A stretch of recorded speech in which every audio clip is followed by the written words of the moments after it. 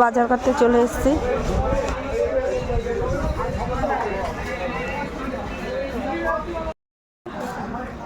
আর শশা। উচ্চ কত করে? হ্যাঁ হ্যাঁ 320 দাও।